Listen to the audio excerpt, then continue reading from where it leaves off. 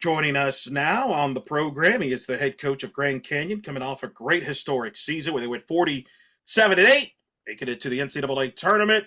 They lots going on with this program and this team on the move this upcoming season, one of the more anticipated seasons in recent memory, and helping us to talk about it is the head coach Shannon Hayes, joining us once again here on In the Circle on D1 Softball, powered by 643. He's joining us from the stadium as they just got done with a practice as we record this. Man, Coach, I just mentioned this off the air. I'm in love with your backdrop here in your stadium here, just seeing it. Yeah, we've got this new scoreboard. We just added it last year. It's been rainy the last week and a half, which is new for us, but you don't miss many practices out in this great weather in Phoenix, so we're lucky to do that. Rain is definitely where I'm at in Florida. That's a constant every day. So Yep. look at it this way. You only have to deal with it once in a blue moon. But let's talk. This is a big time, big moment here. You're getting ready in the fall for this unique season where you're in the Mountain West. I know we talked about it briefly when you had you on during the season, but at the time we were focused more on during the season. But here's the reality now. You've moved on from the WAC to the Mountain West. What are your thoughts on this move as it's now here reality? Yeah, it's exciting. It's fun for us. It's nice to do something new. It's nice to move into such a good league like the Mountain West. It's going to be great competition, and we get to see some new places and loved playing in the WAC, but it's going to be exciting for us to do something new.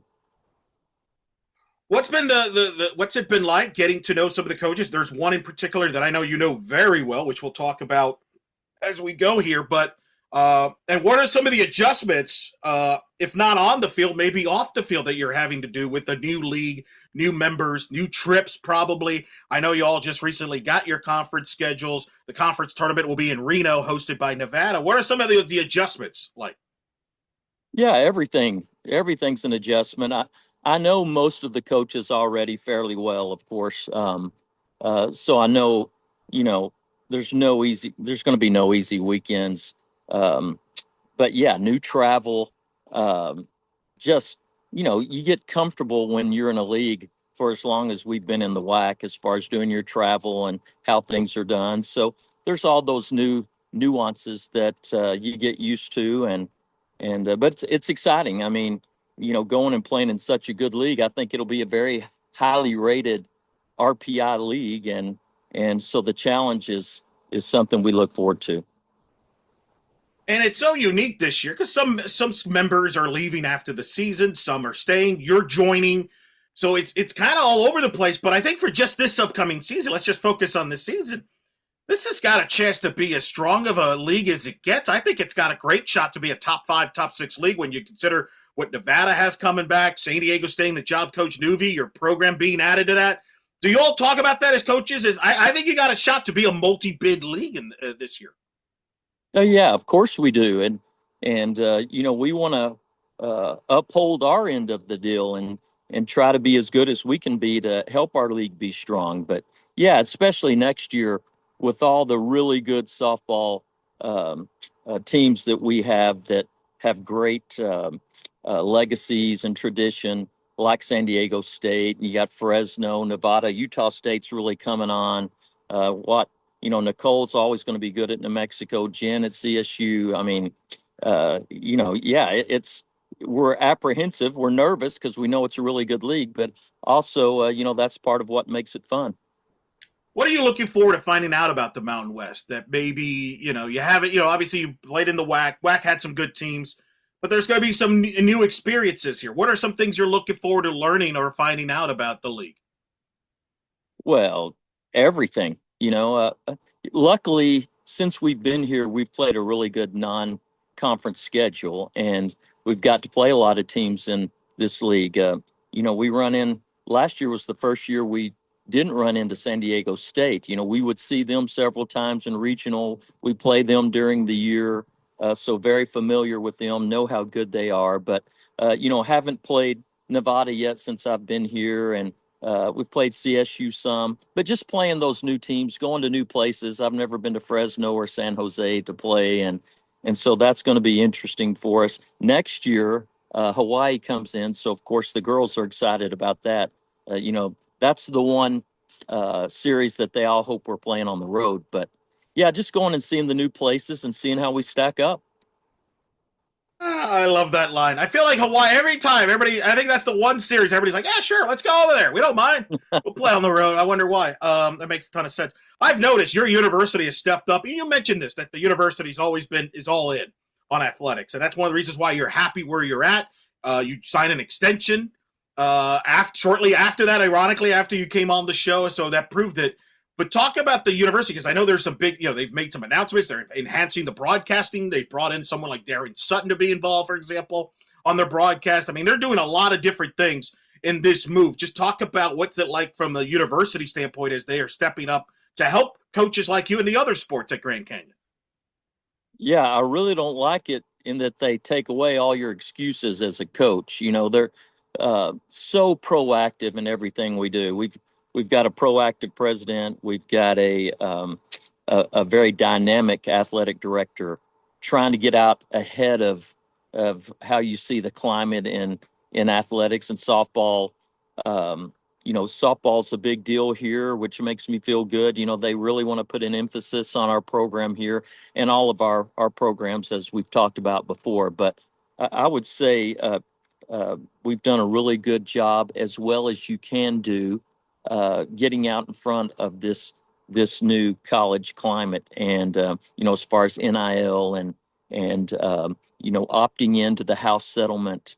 Grand Canyon has really stepped up and tried to make this a place that top level talent wants to come to. Obviously, we know it's all about recruiting and getting in really good talent and keeping your talent when you get them here. So I feel like so far we've done a really good job of that, and trying to stay ahead of the curve, if you will, and I feel really blessed to be a part of that. Are the coaches been hospitable? Are they helping you, giving you advice where to go to eat? I mean, Coach Fox, I know you go way back with Coach Fox, for example. Anybody helping you out, or are they all like, hey, nice to meet you? You figure it out on your own? She's, she was mean to me when I was her boss at Texas Tech, and she hasn't been any nicer.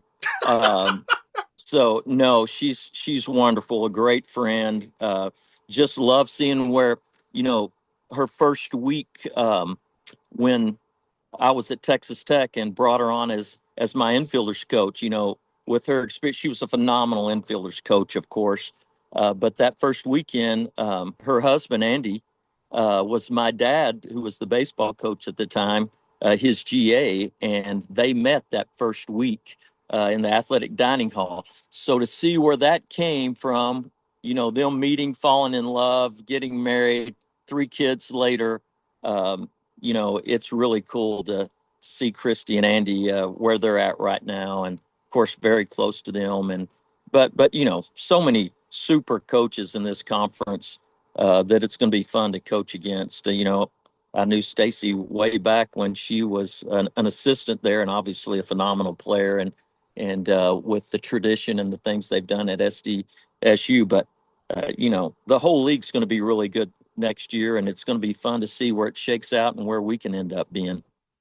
I love that Fox story. She never has told me that. I'm gonna have to bring that up to her when I get her on the pod here soon. So that's Yeah, when she's mean to me, I always tell her, hey, I'm responsible for your family and kids. I take it to that level for her, and it's a but factual statement. It's a fact. she forgets that. Let's put it that way. I'll try to remind her that. Have you played against her since you've been at Grand Canyon? I'm trying to remember, or is this going to be like a unique? Is this going to be unique for you to see her in the opposite dugout and exchanging the lineup cards? We played them last year in a close game. That's right, Really you good did. game. Luckily, Okay. we came out on top, but we've been going there. Vice versa, every year we scrimmage each other in the fall. So obviously we haven't done that this year, but yeah, we played last year, and when I was at Texas Tech and she went to UTA, we played a lot. So Okay. unfortunately, we faced each other a lot. All right, so it won't be as unique. So in that standpoint, you're accustomed to it. Who's usually when you're playing them though? Is it her or her husband that's like reporting the lineup card? Oh, it's her for sure. Okay, okay, all right, It's just making sure. it's it's her for sure, unless she chooses otherwise. But Fair, she is in full control. That's for sure. fair, very fair. All right, let's talk about, before we talk about this year's team, I want to go back to last year. Now, you've had some time to reflect. You go out on top at the WAC, winning the championship. Unbelievable year, ranked in the top 25. You get a 3 seed, which I'll talk about later because there's some changes with the committee and seedings that I'm going to be curious about your thoughts. But you get a 3 seed, you get sent to Arizona, tough, brutal regional where you've got to deal with the Arizonas and the Ole Miss. Ole Miss ends up going to the World Series. Well, you win 47 games. When you reflect on last year, what comes to your mind now that you've had time? Yeah, I mean, what you said is all true, but at the same time, you know, we remember that last weekend and where we wanted to be. Our goal was to make super regional last year. We let some opportunities slip away. So obviously, we're disappointed in that. But when you look back at the full body of work, of course, we feel good about what we've done since we've been here, and so it's something that we try to use this year to build on. Of course, another step where we want our reputation as a program to be where we end up getting a 2 seed when that comes along the next time. And obviously we hope the Mountain West, if we can have that kind of year again, will help us do that. But I mean, that's looking way too far ahead in the future. We usually just think about today and what's going to happen maybe tomorrow. And so and be humble and try to get better all the time and keep developing, and hopefully we'll do that. But yeah, it was a great group last year. Megan Golding, losing her obviously will be a big hole to fill with as good a year and career as she's had here. But we return a lot of really good pieces. We returned 7 of our 9 starters, and we've added what we think are some good pieces. So we're still building, and hopefully we can build on last year. You're right. You've gotten used to this podcast, so I don't. I'm just, you set me up very perfectly. You mentioned Golden, one of the greats ever in your program, but you do return a Batterton. You return place. Just talk about the pitching staff. Let's talk about the pitching staff. You'd lose Golden, but we talked when you were on last time. You don't depend on just one arm. You go more by staff, and you divided those by innings, and that's one of the benefits of that is you could lose a great pitcher like Golden who graduates, but you still have experience coming back. So just break down what you have right now in your pitching staff. Yeah, we do, and we hope it works out like you said. We return Oakley Vickers, the lefty that had a phenomenal year last year, pitching mostly in relief for us. She gives us a different look, and of course, Taryn Batterton will be back as a senior, and I think she was 19 and 1 or 2 last year. So we'll rely and lean into her experience.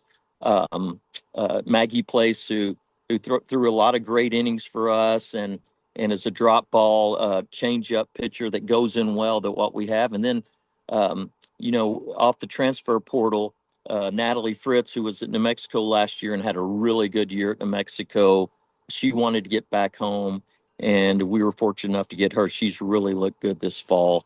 That gives us 5 experienced arms, and we've got 3 freshmen that we really like as well that we think are very talented kids, and so we've got a lot of depth. We opted in, like a lot of programs have, to the new scholarship situation from the House Committee, and that allowed us to add a lot of arms that we can develop.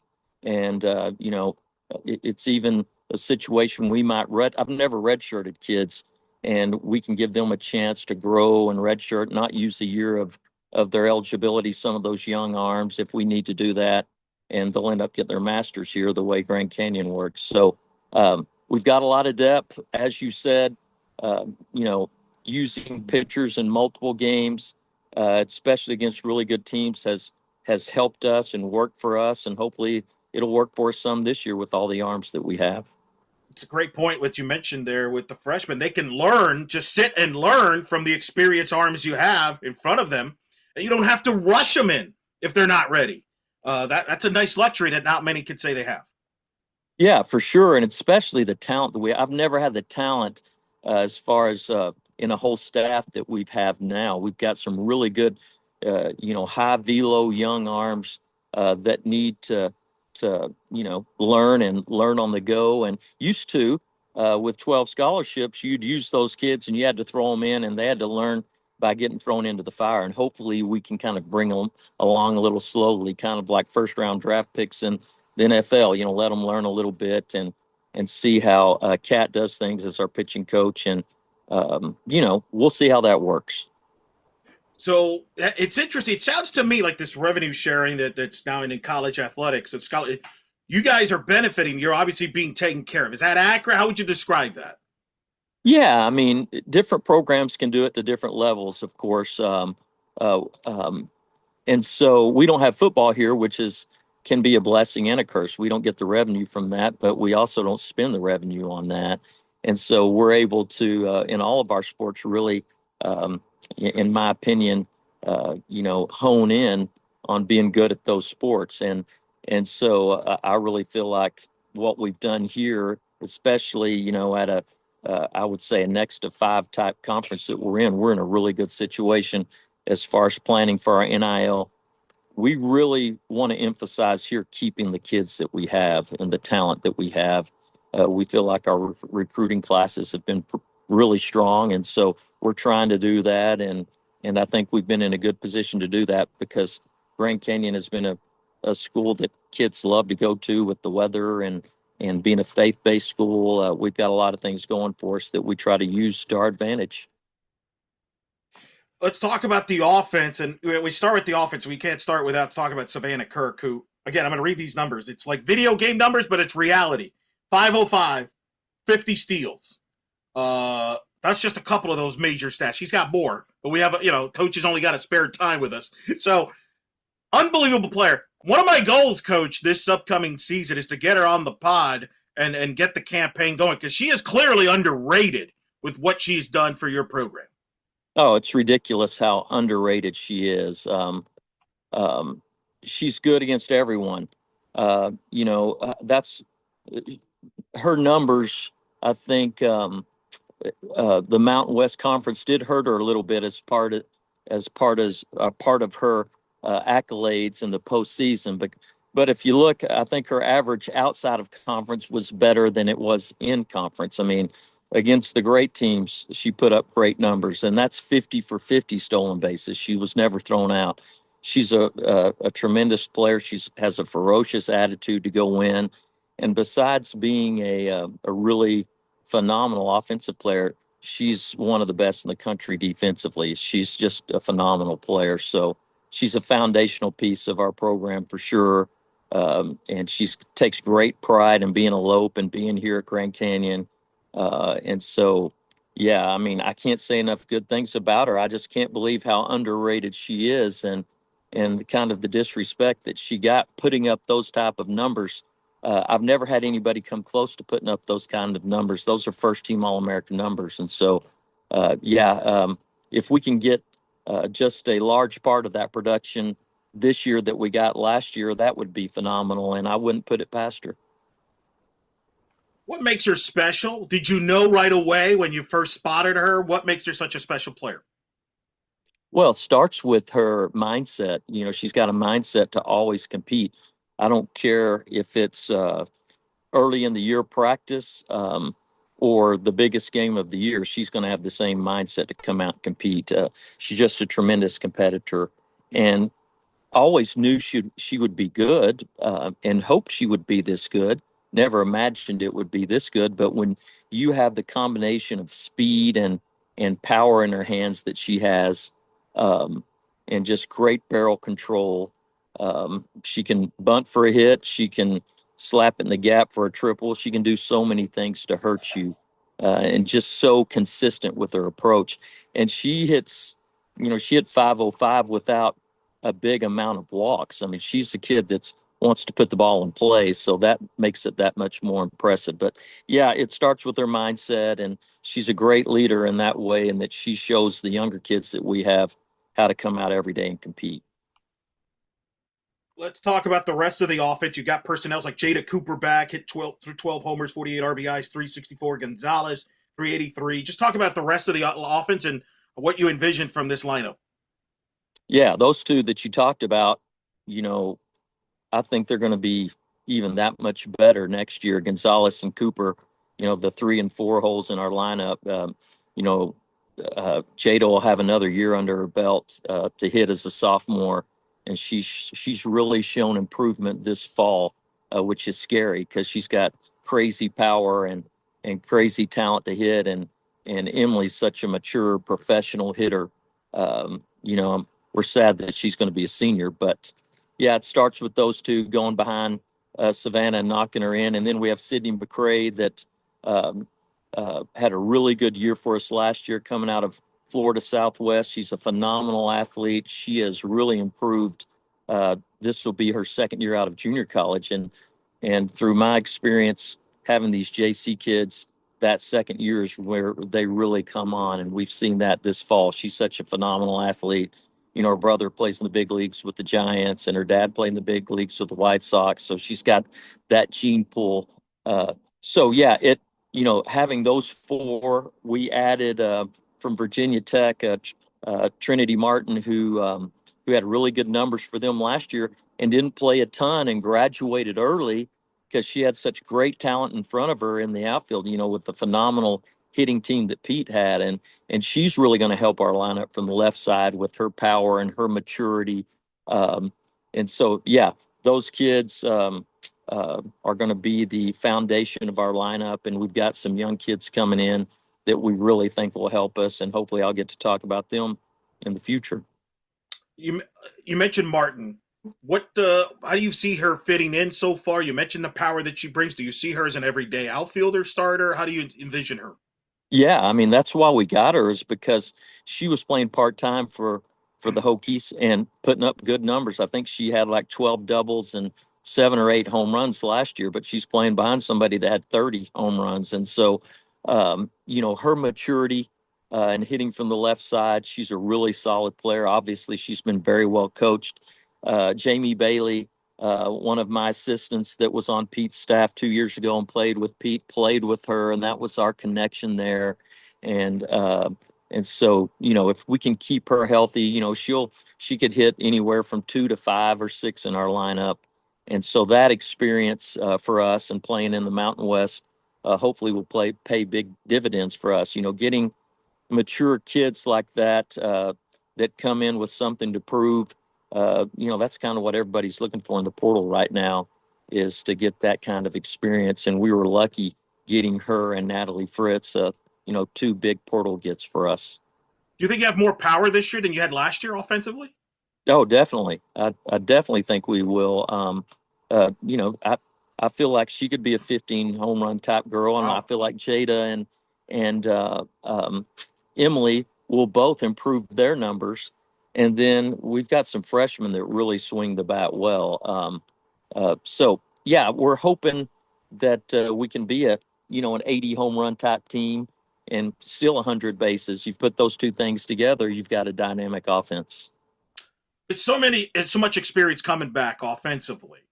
How do you develop a freshman, for example, that might have talent but may not? You may not have a ton of space to get them at bats. What is that going to be like? Are you looking for more maybe youngsters to contribute on the defensive side in the meantime? Things like that.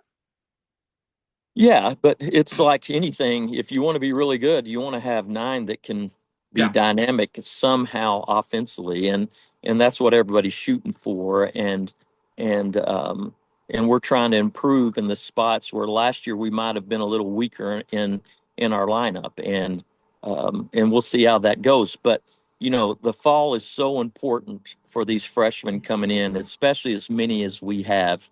Um, with us opting in and having a great scholarship situation, we feel like we have a lot of talent. And what you said is the problem and the issue, trying to get them as many at bats and innings as you can. We're trying to do that in the fall. We've got 8 scrimmages. Where we're located, we'll scrimmage 4 junior colleges, and we just play straight freshmen against the junior colleges. So that helps them with their innings. And then we'll scrimmage 4 times a week just so they can see uh, part of the 8 pitchers that we have and see where they're at and help them develop. So, you know, the way this landscape has changed and with people's rosters increasing, uh, you know, it's hard to kind of change what you're doing and try to morph into doing what's best for your program. And that's what we're trying to do right now is get these kids as many as at bats as possible and see where it all shakes out. How would you describe this freshman class that you've got? Oh, really good, really talented. Um, you know, we have a kid, a catcher, Sarah Campbell, and her sister, two twins from Oklahoma that were players of the year in Oklahoma and will help us right off the bat. And Sarah gives us depth behind Tinley Lucas, who we feel is one of the best catchers in the country. Tinley will be a junior, and and she's kind of one of the heartbeats of our team. So Sarah learning from Tinley will really help us. And you know, all across the board, I think we've really improved our depth. We've got two good young arms. Abby Jones, who's the NorCal Pitcher of the Year from Salinas, has really thrown well this fall, and Lily Camp, who is the Washington Pitcher of the Year. Two big arms that have a lot of talent. We've got another freshman, Lisa Liddell, another 6'1" pitcher from Washington that has really thrown well this fall. So we've got some really good pieces, and it's exciting, and it makes practice fun every day to come out and see how they're getting better and try to figure out what it's all going to look like in the spring. I remember covering the Tucson Regional that your players in that final post game said that the goal was to remember this feeling, experience that you went through, good and bad, and to take that to the next season and moving forward as this program grows. Kind of paraphrasing what they said. Have you noticed that from the returners that they have that maybe I don't know chip, whatever you want to describe it, from that experience of last year, that taste in their mouth, and they want more? Do you sense that in your returners? Well, yeah, you sense it more to see what those returners do in the summer. Yeah. You know, the kind of work that they put in the summer and how they shown up. And it's been neat to see how they've all shown up like ready to go from day one. You know, when you've got good leadership like we do coming back, that's how they show up instead of just, you know, resting on their laurels and going and getting out of shape and not being ready. They've been ready from the get-go, which has been really good for our young and incoming players to see. So, yeah, I mean, you know, it's a daily grind in college softball. Um, Knowing when to get up and play with passion and get your energy up comes with experience. And so we talk a lot about flipping the switch when the time comes. And we have ASU on Wednesday, which will be fun to throw our young girls in. Get you know talk about a super roster they've put together over there. I think ASU is going to be really good. So when you get to go across town and vice versa, and we get to play against each other and compete against each other, it gives those girls something to work towards, and it gives them the experience they need when we face, you know, top 20 teams.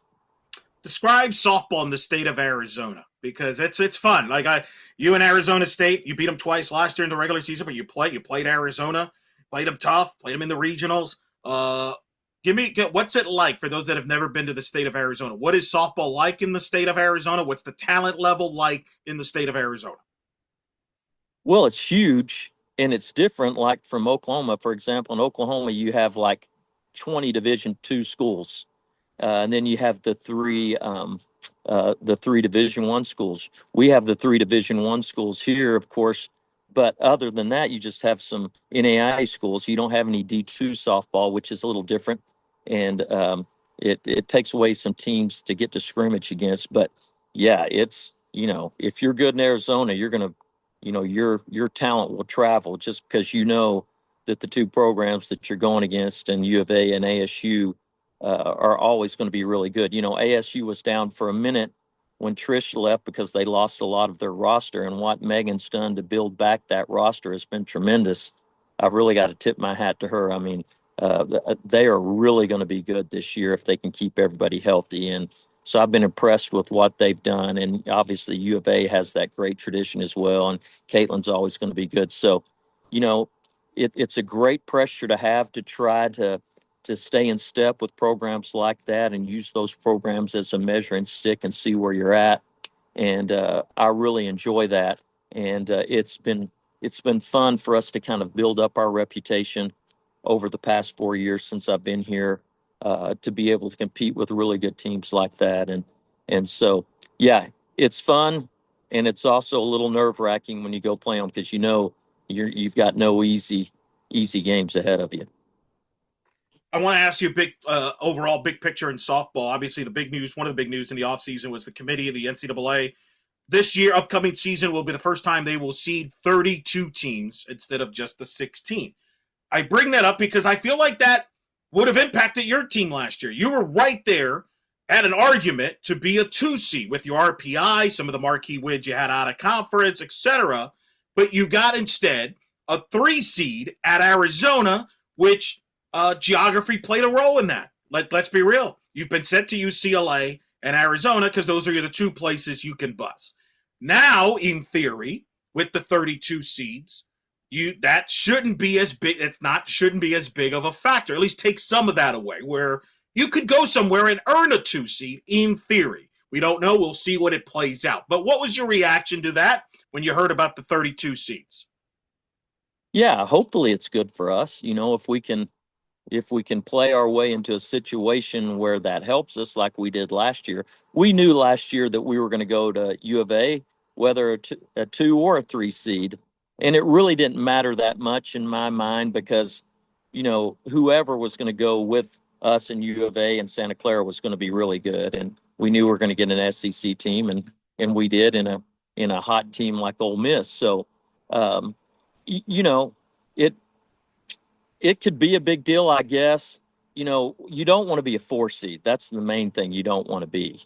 Two or 3 seed are obviously hosting is where you want to be, and so hopefully it will help us because we play enough for it to help us. But I think it's good for the sport, and it shows where our sport's going and the importance of our sport as a whole and the impact on TV that we have. That we make a move like that where the actual money and sending places uh, or teams to certain places because of overall budget isn't a big deal. With where softball is right now on the bigger scheme of things and on TV, that's a big step forward. I trust me. I've always said that. Like, hey, this is 2025. People can fly. You can find cheap flights Yep. if depending where you're going. So that should not impact the on-field competition, which is kind of what's been my gripe on that. Were you disappointed that you were a 3 seed when that came up, or did you not care? No, I mean, I wouldn't say I was disappointed. Uh, you know, Ole Miss was a great 2 seed coming out of the SEC. They deserve that in my mind, and us coming out of the Mountain West. If we would have won, Florida beats us 6-4 here. If we beat Florida early or beat Oregon in a close game, maybe that changes. But with the schedule they had played, you can't take that away from them. And so I was just obviously we were glad that we went in as a 3 seed, where you don't face the one on the first day and had our chances to beat Ole Miss. They got us at the last, and so they proved to be a more than adequate 2 seed. So with what they did going to the World Series, but um, yeah, obviously we want to be a 2 seed, but we try to think even bigger than that. We'd like to do something great and possibly host. Which the Mountain West probably gives you a better chance of doing that, being in the Mountain West with respect to the WAC.